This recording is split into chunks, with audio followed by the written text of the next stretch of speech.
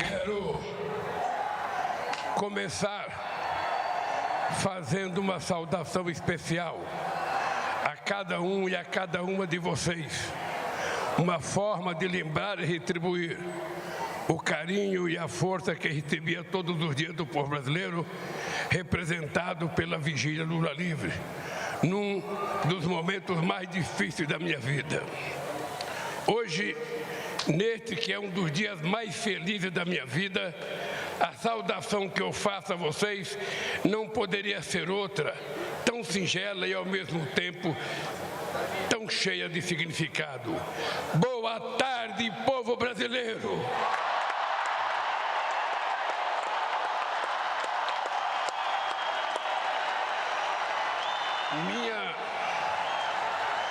Minha gratidão a vocês que enfrentaram a violência política antes, durante e depois da campanha eleitoral, que ocuparam as redes sociais e que tomaram as ruas debaixo de sol e chuva, nem que fosse para conquistar um único e precioso voto. Que tiveram a coragem de vestir a nossa camisa e, ao mesmo tempo, agitar a bandeira do Brasil, quando uma minoria violenta e antidemocrática tentava censurar nossas cores e se apropriar do verde e amarelo que pertence a todo o povo brasileiro. A vocês que vieram de todos os cantos deste país, de perto ou de muito longe, de avião, de ônibus, de carro ou na boleia de um caminhão, de moto, bicicleta e até mesmo a pé, numa verdadeira caravana da esperança para esta festa da democracia. Mas quero me dirigir também aos que optaram por outros candidatos. Vou governar para 215 milhões de brasileiros e brasileiras e não apenas para quem votou em mim.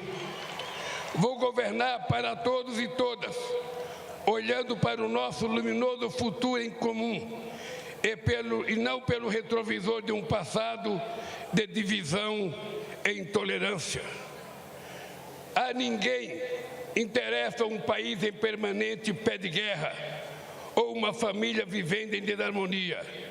É hora de reatarmos os laços com amigos e familiares, rompidos pelo discurso de ódio e pela disseminação de tantas mentiras. Chega de ódio, fake news, armas e bombas. Nosso povo quer paz para trabalhar, estudar, cuidar da família e ser feliz.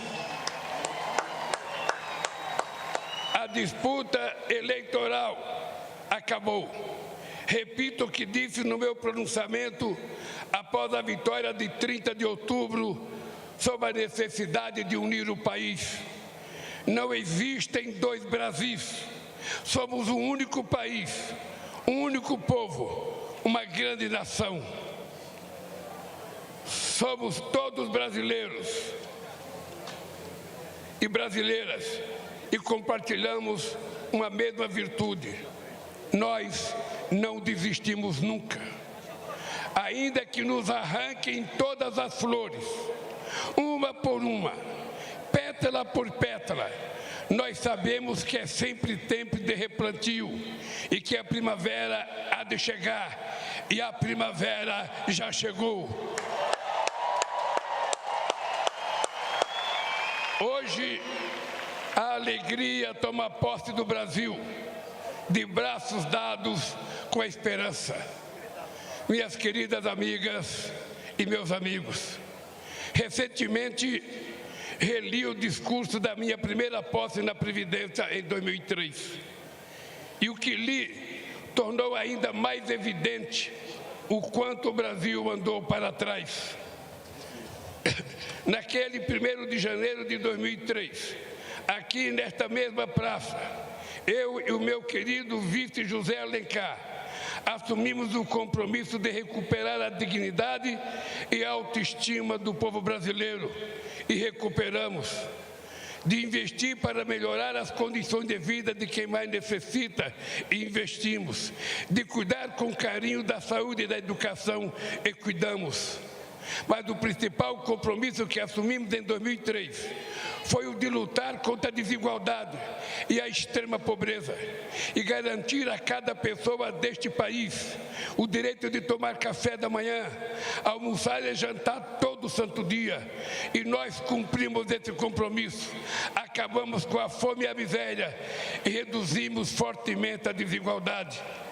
Infelizmente, hoje, 20 anos depois, voltamos a um passado que julgávamos enterrado.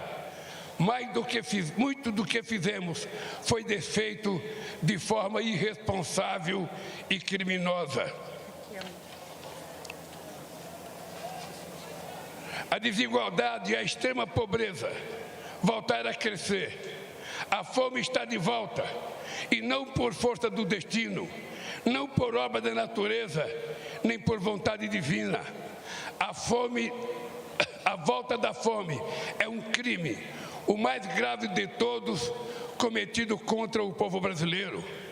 A fome é filha da desigualdade, que é a mãe dos grandes males que atrasam o desenvolvimento do Brasil.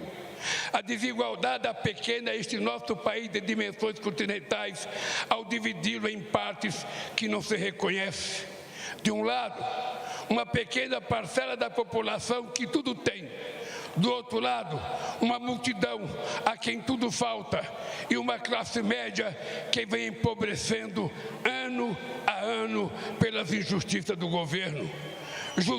Juntos somos fortes. Divididos seremos sempre o país do futuro que nunca chega e que vive em dívida permanente com o seu povo. Se queremos construir hoje o nosso futuro, se queremos viver num país plenamente desenvolvido para todos e todas, não pode haver lugar para tanta desigualdade. O Brasil é grande, mas a real grandeza de um país reside na felicidade de seu povo. E ninguém é feliz de fato em meio a tanta desigualdade. Minhas amigas e meus amigos, quando digo governar, eu quero dizer cuidar. Mais do que governar, vou cuidar com muito carinho deste país e do povo brasileiro. Nesses últimos anos, o Brasil voltou a ser um dos países mais desiguais do mundo. Há muito tempo, não víamos tamanho abandono e desalento nas ruas. Mães garimpando lixo em busca de alimento para os seus filhos. Famílias inteiras dormindo ao relento, enfrentando o frio, a chuva e o medo.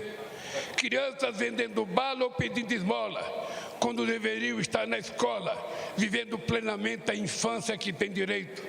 Trabalhadores e trabalhadoras desempregados, exibindo nos semáforos cartazes de papelão com a frase que nos envergonha a todos: por favor, me ajuda.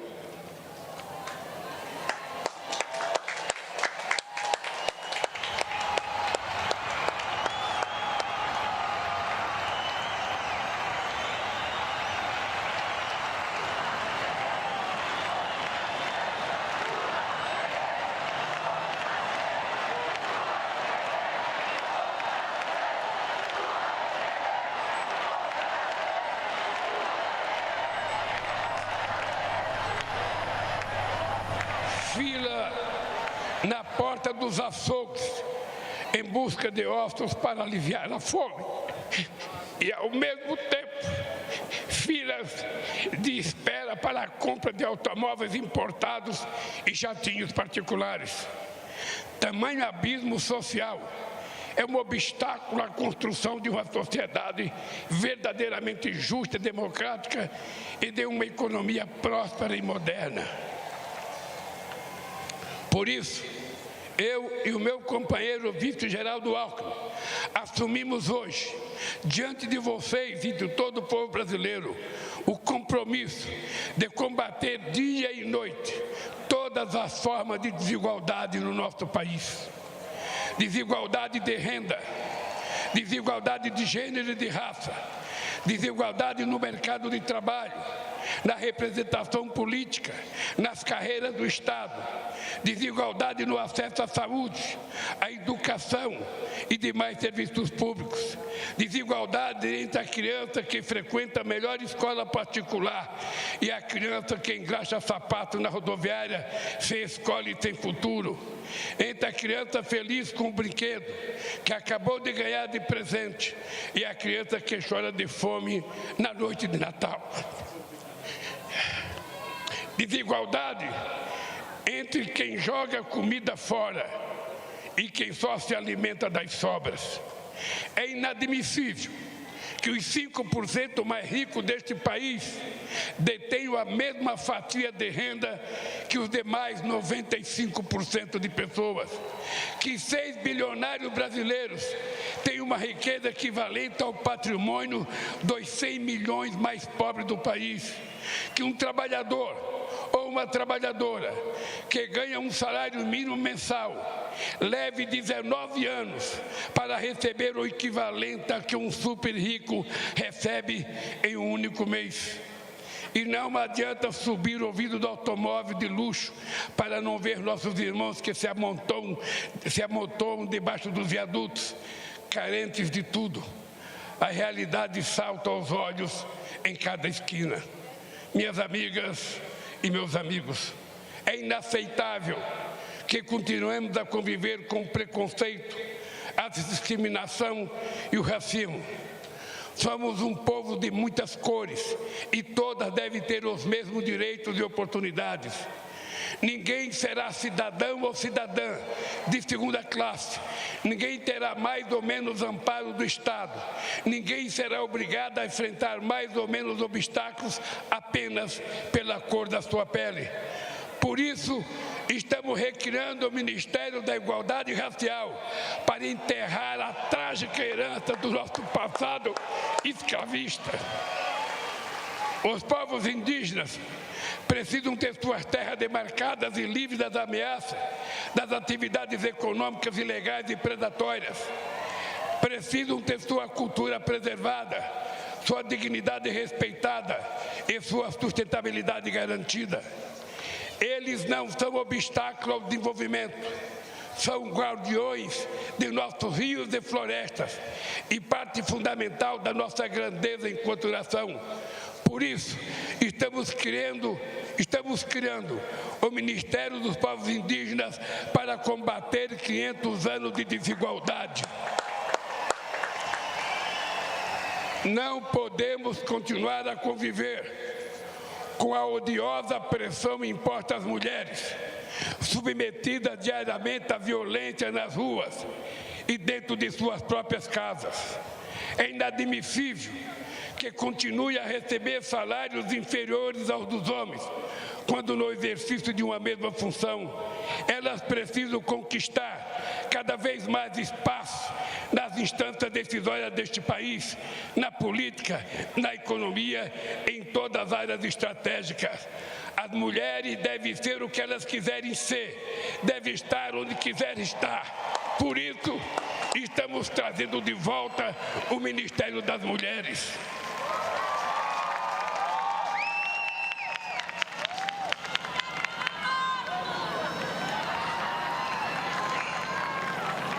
Foi para combater a desigualdade e suas sequelas que nós vencemos a eleição. E esta será a grande marca do nosso governo. Dessa luta fundamental surgirá um país transformado, um país grande e próspero, forte e justo, um país de todos, por todos e para todos, um país generoso e solidário, que não deixará ninguém para trás. Minhas queridas companheiras e meus queridos companheiros, reassumo o compromisso de cuidar de todos os brasileiros e brasileiras, sobretudo daqueles que mais necessitam, de acabar outra vez com a fome neste país, de tirar o pobre da fila do osso para colocá-lo novamente no orçamento da União.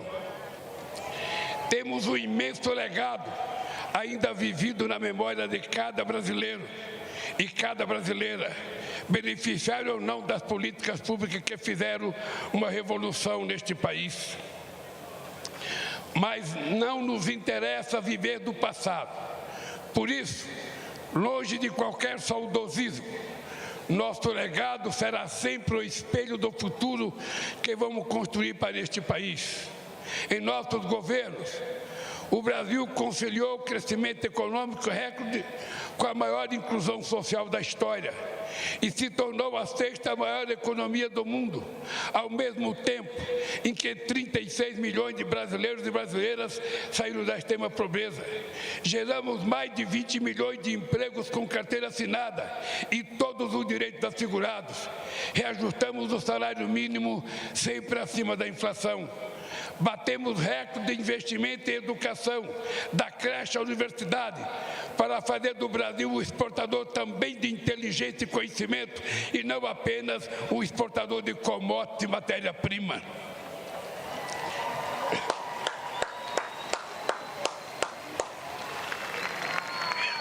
Nós, mais que dobramos o número de estudantes no ensino superior, e abrimos a porta das universidades para a juventude pobre deste país, jovens brancos, negros e indígenas, para que o diploma universitário era um sonho inalcançável, tornarem-se doutores. Combatemos um dos grandes focos de desigualdade, o acesso à saúde, porque o direito à vida não pode ser refém da quantidade de dinheiro que se tem no banco. Fizemos uma farmácia popular que forneceu medicamentos a quem mais precisava e o Mais Médicos, que levou atendimento a cerca de 60 milhões de brasileiros e brasileiras nas periferias das grandes cidades e nos pontos mais remotos do Brasil. Criamos o Brasil Sorridente para cuidar da saúde bucal de todos os brasileiros e brasileiras. Fortalecemos o nosso Sistema Único de Saúde. E quero aproveitar para fazer um agradecimento especial aos profissionais do SUS pela grandiosidade do trabalho durante a pandemia. Enfrentaram bravamente ao mesmo tempo um vírus letal e um governo irresponsável e desumano. Nos nossos governos, investimos na agricultura familiar e nos pequenos e médios agricultores, responsáveis por 70% dos alimentos que chegam à nossa mesa. E fizemos isso sem descuidar do agronegócio, que obteve investimento em safras ano após ano. Tomamos medidas concretas para combater as mudanças climáticas e reduzimos o desmatamento da Amazônia em mais de 80%. O Brasil consolidou-se como referência mundial no combate à desigualdade e à fome e passou a ser internacionalmente respeitado pela sua política externa ativa e altiva. Fomos capazes de realizar tudo isso, cuidando com total responsabilidade das finanças do país. Nunca fomos irresponsáveis com o dinheiro público. Fizemos superávit fiscal todos os anos, eliminamos a dívida externa, acumulamos reserva de 370 bilhões de dólares e reduzimos a dívida interna a quase metade do que era quando chegamos no governo.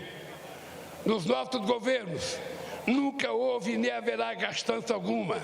Sempre investimos e voltaremos a investir em nosso bem mais precioso, que é o povo brasileiro.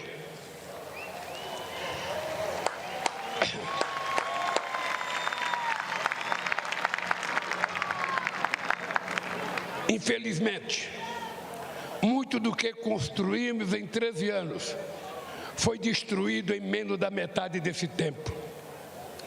Primeiro, pelo golpe contra a presidenta Dilma em 2016. E, na sequência, pelos 4 anos de um governo de destruição nacional, cujo legado a história jamais perdoará. 700 mil brasileiros e brasileiras mortos pelo Covid-19, 125 milhões sofrendo algum grau de insegurança alimentar, de moderada a muito grave, e 33 milhões passando fome. Esses são apenas alguns números, que na verdade não são apenas números, estatísticas e indicadores. São pessoas, homens, mulheres e crianças, vítimas de um desgoverno, afinal derrotado pelo povo no histórico 30 de outubro de 2022. Os grupos técnicos do Gabinete de Transição, coordenada pelo meu vice Alckmin, que por 2 meses mergulharam nas entranhas do governo anterior, trouxeram a público a real dimensão da tragédia. O que o povo brasileiro sofreu nesses últimos anos foi a lenta e progressiva construção de um verdadeiro genocídio. Quero citar a título de exemplo um pequeno trecho das 100 páginas desse verdadeiro relatório do caos produzido pelo Gabinete da Transição. Diz o relatório: o Brasil bateu recorde de feminicídio. As políticas de igualdade raciais sofreram um severo retrocesso. Produziu-se um desmonte das políticas da juventude e os direitos indígenas nunca foram tão ultrajados na história recente do país. Os livros didáticos que deverão ser usados no ano letivo de 2023 ainda não começaram a ser editados. Falta o remédio na farmácia popular. Não há estoque de vacinas para o enfrentamento das novas variantes da Covid-19. Faltam recursos para a compra de merenda escolar. As universidades corriam o risco de não concluir o ano letivo. Não existe recurso para a defesa civil e a prevenção de acidentes e desastres. E quem está pagando a conta deste apagão é outra vez o povo brasileiro. Meus amigos e minhas amigas, nesses últimos anos,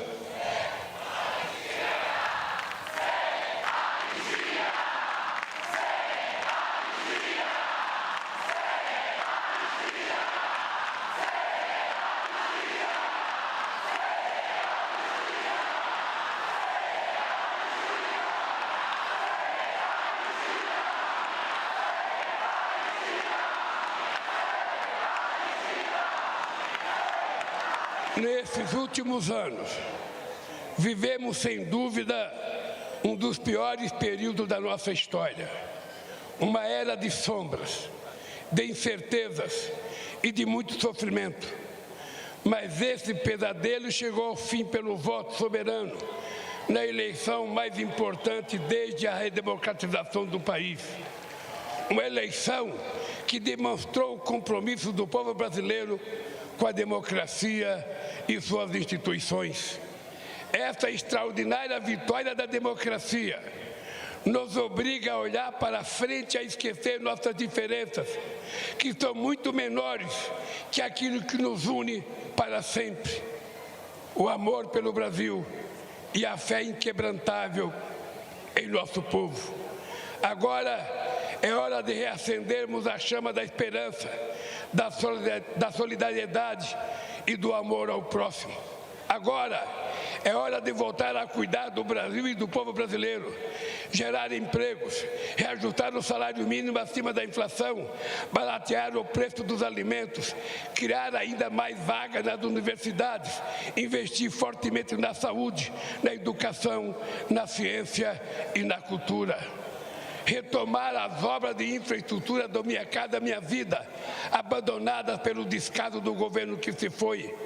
É hora de trazer investimentos e reindustrializar o Brasil, combater outras vezes as mudanças climáticas e acabar de uma vez por todas com a devastação dos nossos biomas, sobretudo a nossa querida Amazônia. Romper com o isolamento internacional e voltar a se relacionar com todos os países do mundo. Não é hora para ressentimentos estéreis.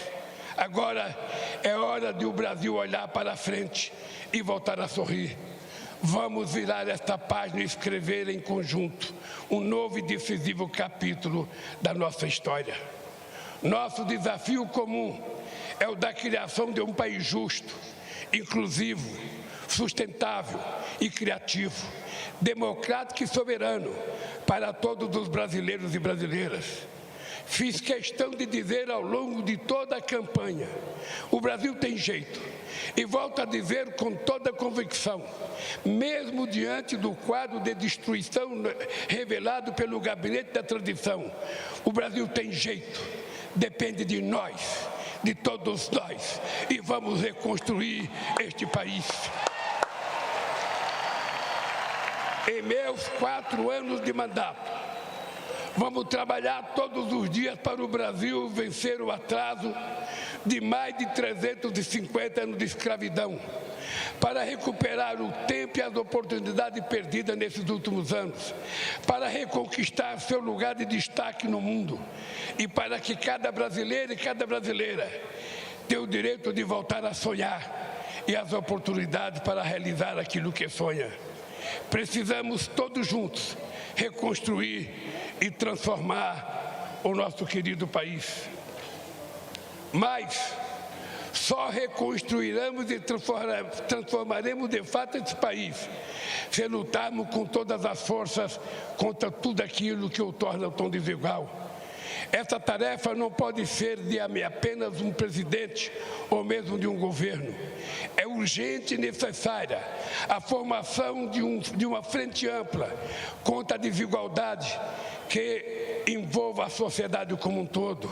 Trabalhadores, empresários, artistas, intelectuais, governadores, prefeitos, deputados, senadores, sindicatos, movimentos sociais, associações de classes, servidores públicos, profissionais liberais, líderes religiosos, cidadãos e cidadãos comuns. Afinal, é tempo de união e reconstrução do nosso país. Por isso, faço esse chamamento a todos os brasileiros e brasileiras que desejam um Brasil mais justo, solidário e democrático. Juntem-se a nós num grande mutirão contra a desigualdade. Quero terminar pedindo a cada um e a cada uma de vocês que a alegria de hoje seja a matéria-prima da luta de amanhã e de todos os dias que virão. Que a esperança de hoje fermente o pão que há de ser repartido entre todos. E que estejamos sempre prontos a reagir em paz e em ordem a quaisquer ataques extremistas que queiram sabotar e destruir nossa democracia. Na luta pelo bem do Brasil, usaremos as armas que os nossos adversários mais temem. A verdade que se sobrepôs à mentira, a esperança que venceu o medo e o amor que derrotou o ódio. Viva o Brasil e viva o povo brasileiro!